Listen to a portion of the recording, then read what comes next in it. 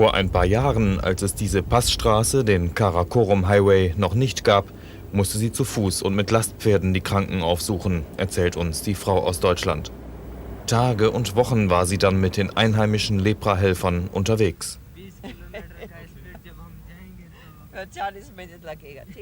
Dr. Ruth Pfau, Lepraärztin und Ordensfrau, 60 Jahre alt, seit 30 Jahren in Pakistan. Wir versuchen dahinter zu kommen, was sie hier hält, warum sie solch ein ganz anderes Ordensleben führt.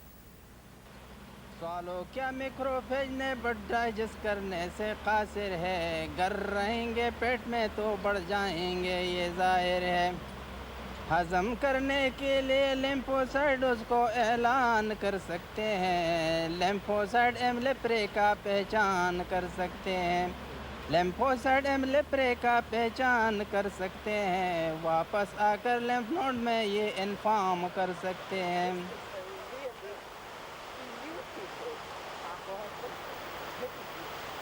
Über die Schönheit Kohistans, der nördlichen Region von Pakistan, ist Ruth Pfau immer wieder begeistert. An diesem Tag begleitet sie die einheimischen Lepra-Assistenten nach Dubair in eine abgelegene Hütte, um sich ein eigenes Bild von den Patienten zu machen. Lepra ist ansteckend, wenn auch nicht beim bloßen Händeschütteln. Und oft wird diese Krankheit innerhalb der Familie weitergegeben. Weibliche Leprahelfer gibt es hier im Norden nicht.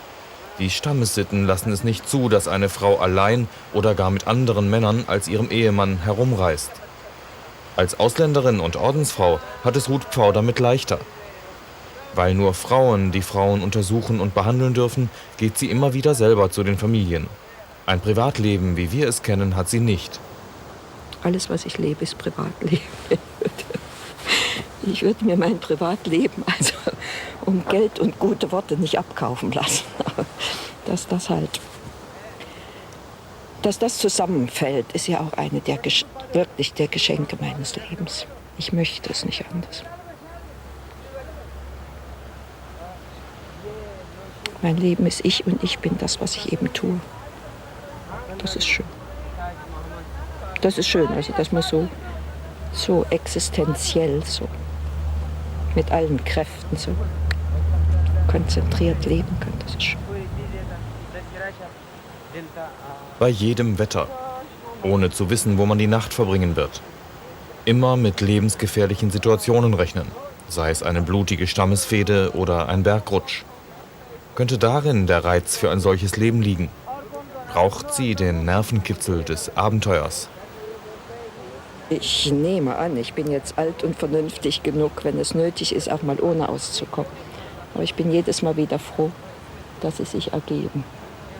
Jeder Mensch braucht seine Heiß und für mich ist es wirklich immer noch das Abenteuer. Oder das, was danach kommt, das Gefühl. Oder diesen immer wieder dem, ja vielleicht ist es im Grunde eben doch ein Mangel an Vertrauen, dass ich irgendwie immer dem Leben die Antwort abverlange, jetzt beweis mir mal, dass es im Grunde am Ende doch gut ausgeht. Ich verdanke sicher dieser tausendfachen Erfahrung, dass es am Ende gut ausgeht, dass ich eben doch heutzutage mit diesem Urvertrauen lebe, mit dem eben viele meiner Generation einfach nicht leben können. Und das eben bei mir auch offensichtlich ständig wieder gefährdet ist, sodass ich mir es wieder beweisen muss. Und es ist leichter, sich das in einem Abenteuer zu beweisen, als sich das in einer Meditation zu beweisen, obwohl man das dann auch kann.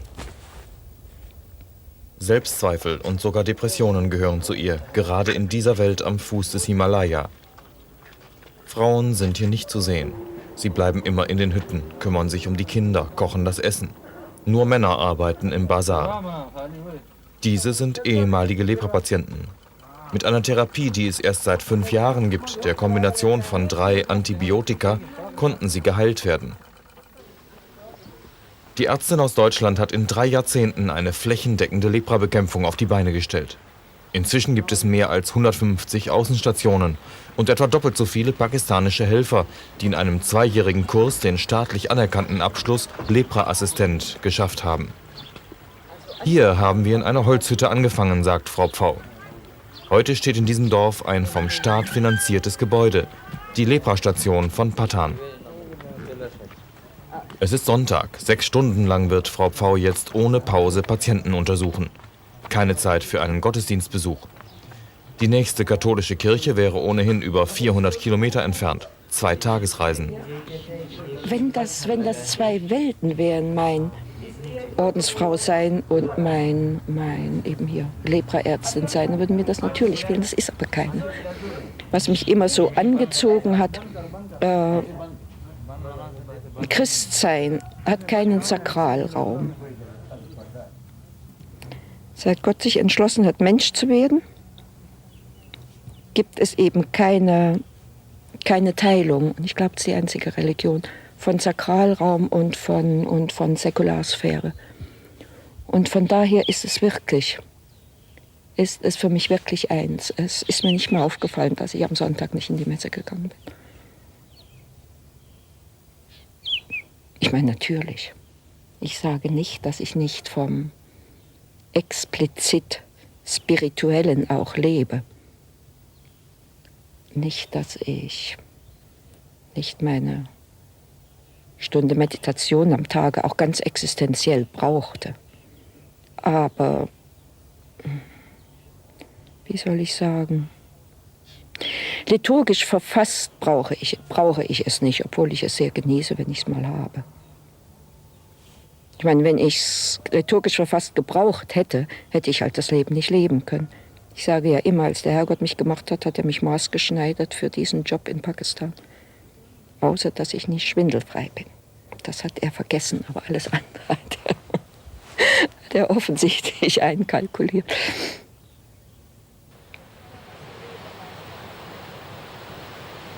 Der Weg zu den Hütten der Kohistani ist oft abenteuerlich. Man weiß nie, ob solch ein Steg nicht eine Falle ist, für die Angehörigen eines anderen Stammes bestimmt, mit dem gerade eine Blutrache ausgetragen wird. Wenn sich einer von einem Mitglied des Nachbarstammes beleidigt fühlt, entstehen oft jahrelange Fehden. Steinzeitliche Stammessitten und der Islam vermischt mit den Resten einer heidnischen Naturreligion. Wie kann man sich in einer solchen Kultur überhaupt heimisch fühlen? Das ist wohl in so einem Schluss mitgekauft, dass man eben in dem Sinne Heimat nicht hat. Ich bin in gewisser Beziehung natürlich kein Deutscher mehr und ich bin kein Pakistanier und werde das auch nie werden. Heimat liegt wohl eben in dieser Brückenfunktion zwischen 2 Kulturen, die sich nicht treffen, nicht austauschen und damit auch nicht bereichern könnten,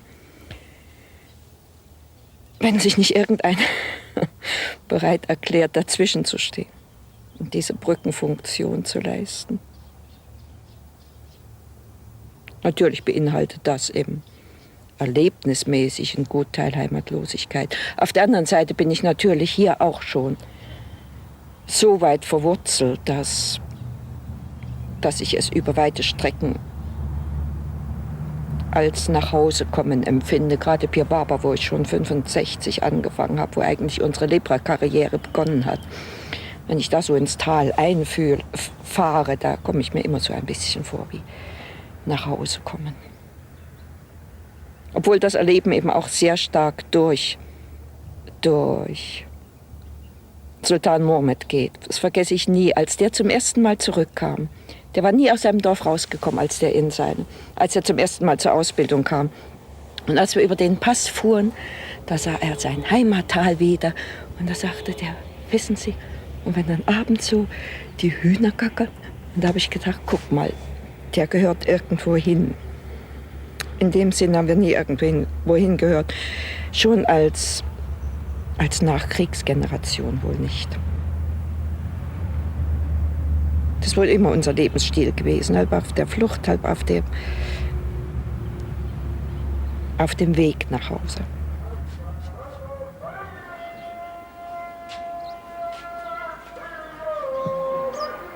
Die Moschee von Pir Baba.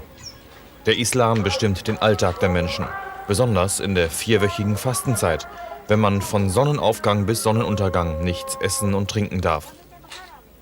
An den Wegen zum Gebetshaus hocken die Händler.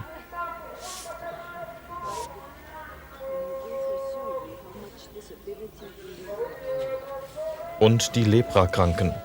Diese Frau wurde nicht rechtzeitig behandelt. Ihre Entstellungen sind nicht mehr rückgängig zu machen.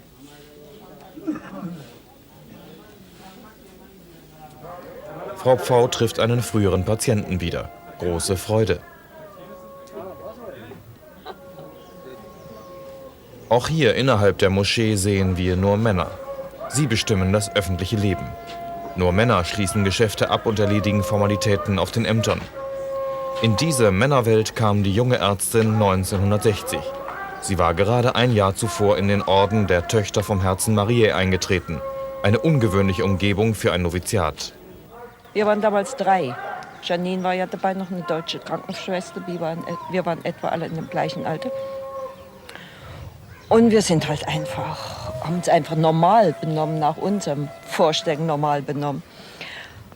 Und da wir uns bei diesen öffentlichen Ämtern niemals in die wartende Reihe der Männer einordnen konnten, mussten wir also jedes Mal sofort vorgelassen werden, weil es eben keine Warteräume für Frauen gab und man einfach nicht wusste, wo man uns parken konnte. Also von daher waren die offiziellen Kontakte rasch geknüpft. Wo liegen die Gründe für diese Zweitklassigkeit der Frauen in Pakistan? Liegt das an der Religion, am Islam? Also ganz bestimmt nicht im Islam. Theologisch ließe sich diese Diskriminierung der Frau in keiner Weise aufrechterhalten. Die Frau des heiligen Propheten war eine bekannte Tuchhändlerin, die immer ihr eigenes Einkommen gehabt hat und von daher schon sehr unabhängig war. Es sind zweifellos Stammessitten, sehr viel stärker als religiöse Sitten, die da mitspielen. Und dann halt eine herrschende Klasse hat ihre Privilegien ja noch nie freiwillig abgegeben. Und so haben die Männer in diesem Land offensichtlich keiner Weise irgendwelche Pläne, ihre Privilegien abzugeben. Wie kommen Sie persönlich damit klar? Tja, klar komme ich damit natürlich überhaupt nicht. Es gibt halt Dinge, die man wohl in seiner eigenen Einflusssphäre punktuell angehen kann, die man eben so rasch aber doch nicht ändern könnte. Ich sage immer, wenn die Hindus recht haben und wir haben mehr als ein Leben zu leben, da würde ich das nächste sehr, sehr, sehr gerne in die Women's Slip, in die Befreiung der Frauen investieren. Lepra zu tun und das nebenher, das passt einfach in ein Menschenleben nicht rein. Außer, wie gesagt, die Aufklärungsarbeit, die man eben in seiner eigenen Einflusssphäre machen kann. Und ich muss sagen, unter den Lepra-Assistenten, das Verhältnis zu deren Frauen ist doch ganz sicherlich in Pakistan bereits atypisch. Dass dieser 28-jährige Lepra-Assistent seine Frau in der Küche besucht, ist wirklich nicht normal in Pakistan. Sie schaut etwas verlegen nach unten. Ist es noch nicht ganz gewohnt, so offen mit männlichen Besuchern umzugehen. Auch die Kinder werden die Gleichwertigkeit von Frauen und Männern, wie sie Ruth Pfau immer wieder betont, nicht in der Schule lernen.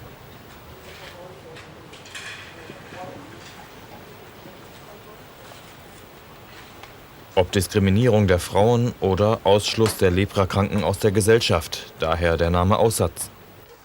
Der Weg der deutschen Ordensfrau Ruth Pfau ist ein Weg der ganz kleinen Schritte. Doch sie genießt auch ihren Einfluss, der von ihren Jungs, wie sie die Leprahelfer nennt, bis zu höchsten Politikern reicht. Mit 60 denkt sie noch längst nicht an einen Ruhestand. Also ich würde ganz gewiss nicht weggehen, solange es im Projekt noch eine neue Aufgabe gibt. Meine erste Loyalität gehört natürlich diesem Lepra-Programm mit allen Ramifikationen. Das ist auch das Recht. Ich hatte ja mal diesen Konflikt mit dem Orden, wo mein Orden mich gebeten hat, ich sollte Pakistan verlassen. Und da hat das Team echt gefragt. Ja, die haben gefragt, wem gehört die Pfau denn nur eigentlich? Dem Orden oder uns? Und die haben zweifellos ein Anspruchsrecht auf mich. Die haben ja ihr Leben auch daraufhin gewagt.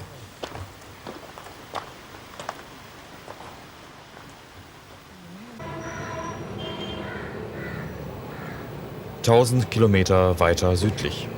In Karachi hatte alles begonnen, mit einer Baracke in den Slums. Hier in der 10-Millionen-Stadt in der Wüste steht heute ein Lepra-Hospital mit 85 Betten. Es ist zugleich die Zentrale der Leprahilfe in ganz Pakistan, die überwiegend von den Spendern des Deutschen Aussätzigen Hilfswerks in Würzburg finanziert wird. Ein Patient hinter Gittern. Das Marie Adelaide Leprosy Center ist aber kein Gefängnis. Seit manche Patienten nicht mehr weiterleben wollten, als sie sich im Spiegel sahen, gibt es die Gitter. Die Leprabakterien blockieren zunächst die Nerven, so an den Augenlidern und den Augen. Erblindung ist die Folge. Verstümmelungen an den Gliedmaßen, weil der Patient nicht merkt, wenn er auf einen scharfen Stein tritt oder sich die Finger quetscht. Lepra tut nicht weh. Wohl aber schmerzt, was die anderen sehen. Entstellungen, Behinderungen, Lähmungen. Und die Ächtung durch die Gesunden. Wer Anzeichen für Lepra hat, wird oft einfach verstoßen oder versteckt. Ehemalige Patienten arbeiten im Labor des Lepra-Krankenhauses. Sie haben es geschafft, konnten sich eine neue Existenz aufbauen, haben einen ehrbaren Beruf. Die neue Kombinationstherapie gibt Millionen von Leprakranken eine neue Hoffnung. Diese Krankheit ist jetzt heilbar, man muss es nur tun und noch lange wegen der mehrjährigen Inkubationszeit auf neue Leprafälle vorbereitet sein. Darum arbeitet Ruth Pfau auch noch an einer effektiveren Verwaltung des Projekts und an immer neuen Aufklärungskampagnen. Lepra ist eine Krankheit der Armen, sagt sie, und wir müssten mit ihnen teilen. Unsere Medizin, unsere Hygiene, unseren Lebensstandard. Morgens um 6 am Rand von Mangopir, einem Stadtteil von Karachi. Hier hat der Orden von Ruth Pfau gemeinsam mit Hilfswerken aus aller Welt eine neue Schule gebaut. In Mangopir leben gleich 2 Minderheiten, Leprakranke und Christen. Beide können ihre Kinder nun auf diese Schule schicken. So werden das Stigma der Lepra und die Trennung der Religionen zugleich überwunden. Die Kinder lernen, einander zu achten. Im Unterricht werden die religiösen Unterschiede respektiert. Eine gemeinsame Kapelle dient beiden Gruppen als Gebetsraum. Zusammen mit Ruth Pfau war vor 30 Jahren die belgische Schwester Janine nach Karachi gekommen. Sie leitet jetzt die Schule von Mangopir.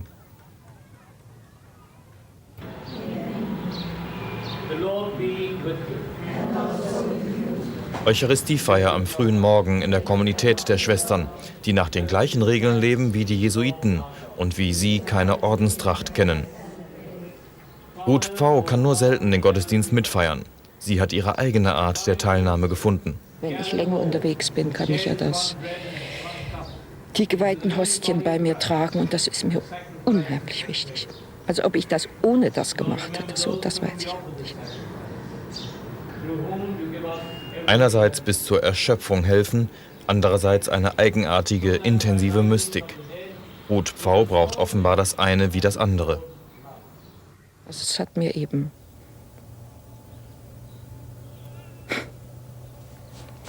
ja, über gewisse Dinge redet man nicht. Es hat mir Möglichkeiten gegeben, eben das Geheimnis in einer Tiefe doch existenziell zu erfahren, die ich ganz bestimmt goldverbrämt und in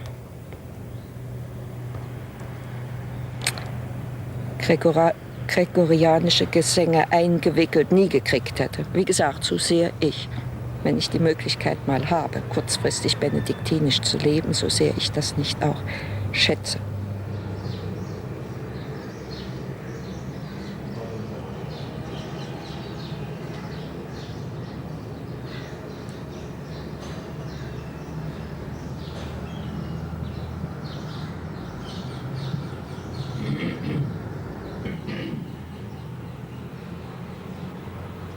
Wie wirklich verrückt und total irre der Glaube ist, zu dem ich mich dann irgendwann mal entschieden habe. Und ich weiß wirklich nicht wann und wie. Das ist mir wirklich erst aufgegangen, als ich die Erlaubnis hatte, die Kommunion mitzunehmen. Und das war letztes Jahr. Da gibt es natürlich viele. Aber letztes Jahr, da hatte ich gibt es hier so eine kleine Fluglinie. Und die fliegt natürlich nur bei schönem Wetter. Und ich wollte es mal ausprobieren. Und hier gibt es ja, also in der ganzen NWFP, die Bombenanschläge sind ja an der Tagesordnung. Also man wird sehr genau durchgecheckt, wenn man in so einen Flughafen reingeht. Und ich hatte die Kommunion bei mir und hatte im Moment nicht dran gedacht. Also bei dieser Untersuchung, da fragte mich die junge Stewardess, die sagt, was haben Sie denn hier? Da habe ich also dieses Golddöschen da rausgeholt und habe ihr es gezeigt. Da hat sie gesagt, darf ich es aufmachen? Ich muss das aufmachen. Ja, sage ich, dürfen Sie aufmachen. Da hat sie gefragt, was ist das? Und da stand ich also in dieser Abflughalle und vor mir diese junge muslimische Stewardess. Und da sollte ich sagen, das ist Gott.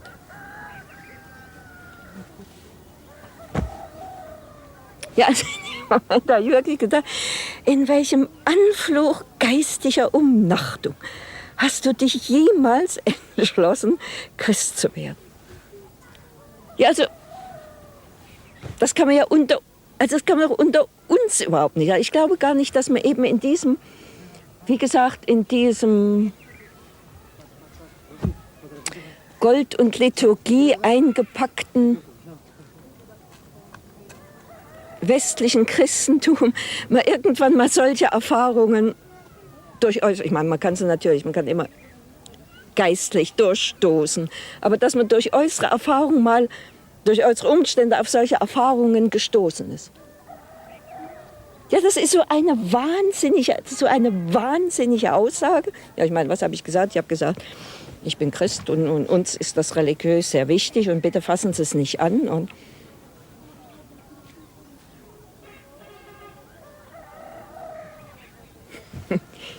seitdem halte ich eben wirklich nichts mehr für unmöglich. Und die Tatsache, dass sich diese Religion 2000 Jahre gehalten hat, ist mir total unverständlich. Wie gesagt, genauso unverständlich, wie dass ich also um nichts in der Welt sie aufgeben könnte.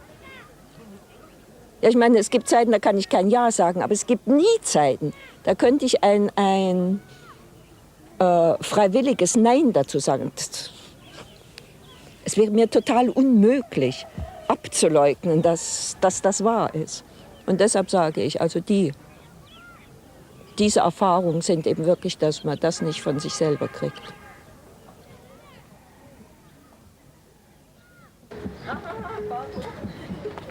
Ruth Pfau und ihre Mitschwestern. Auch Menschen wie sie brauchen die Gemeinschaft.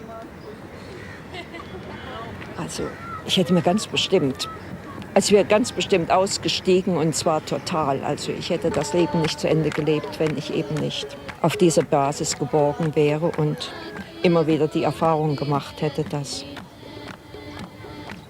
er mich durchträgt. Das ist keine Frage.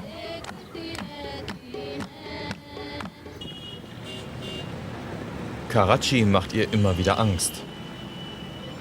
Welch eine Zukunft hat diese Stadt, in die immer mehr Menschen strömen, ohne das soziale Netz der alten Großfamilie?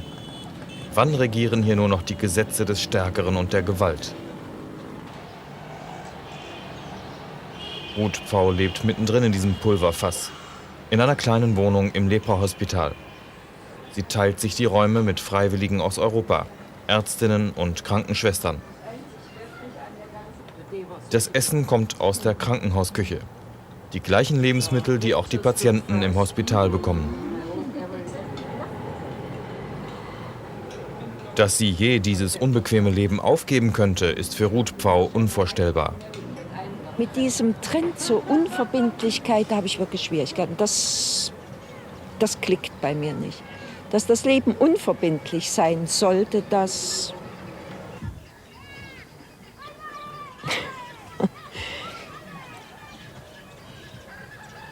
Die Versuchung hätte ich bestimmt nicht, das zu denken. Ich meine immer, das Leben ist einfach zu tief und zu unauslotbar, als dass man in diese tiefen Schichten, wo es dann tatsächlich wichtig wird, dass man in diese tiefen Schichten leicht oder kurzfristig reinkäme. Und von daher ist mir eigentlich wirklich, nicht nur eigentlich, ist mir total die Treue der Preis dafür, dass man bis zum Wesentlichen durchstößt. Gibt es dann nicht auch mal Wochen, in denen Sie das nicht mehr sehen? Oder gibt es Monate, wo ich es nicht sehe. Aber ich sage, es wäre mir dann nicht logisch, dass, denn ich sehe dann ja auch nichts anderes, was sich mehr lohnen würde. Und in der Zwischenzeit, wenn ich dann irgendwie bloß also mich zu zerstreuen und dadurch das wieder in Frage zu stellen, was ich an Sammlung vorher geleistet habe, denn es ist ja doch unser aller Erfahrung, dass, ich glaube, das ist unsere aller Erfahrung, dass wenn man durchhält, oder mal so zu sagen, dass Krisen im Leben eben doch spiralförmig verlaufen. Sie kommen zwar immer wieder, oder ich meine, man kann natürlich auch sagen so, sie kommen zwar immer wieder auf, dass man aber dann, wenn man durch sie durch ist, eben dann doch wirklich eine tiefen Schicht erreicht hat, die einem vorher verschlossen war. Oder wenn man es anders sagt, Horizonte sich eröffnet haben, die man vorher nicht gehabt hat. Und die würde ich echt nicht vermissen möchten.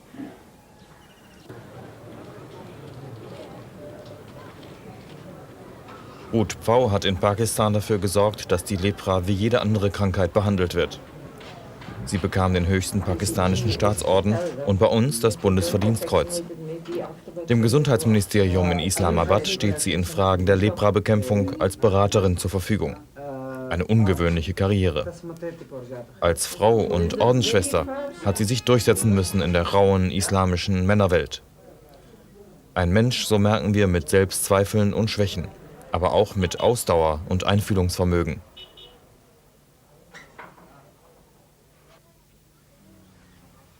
Welche Rolle spielt für Sie das Leid? Ihr persönliches Leid und das der Menschen, denen Sie täglich helfen? Wenn wir Leben haben wollen, dann ist Leben eben Leid und Freude, sonst also Schatten und Licht und sonst wäre es ja nur auch wirklich ein kontrastloses Leben, wäre ja nun tatsächlich banal. Und vielleicht ist wirklich die Banalität heute zum Teil darauf zurückzuführen, dass wir eben das Leid als solches nicht als Wert sehen. Ich rede nicht im Elend, das Wort. Ich meine, ich habe mein Leben ja wirklich dafür eingesetzt, dass ich Elend und Schmerz mithelfe abzuschaffen. Aber Leid ist ja was ganz anderes. Ich meine, die Tatsache, dass Liebe Leid ist, bringt eben das Leid schon in eine ganz andere Wertekategorie als Elend oder Schmerz. Ja, ein leidfreies Leben, würde ich sagen, wäre in der Tat ein banales Leben. Lymphocyte एमलेप्रे का पहचान कर सकते हैं वापस आकर lymph node में ये इन्फॉर्म कर सकते हैं Der Indus hat sich in Jahrtausenden seinen Weg durch Pakistan gebahnt. Rechts und links davon leben Menschen, die langsam verstehen, warum niemand mehr wegen seiner Krankheit ausgeschlossen werden darf und warum alle Menschen gleich sind. Glaube, sagt Ruth Pfau, Glaube kann eben auch Berge versetzen.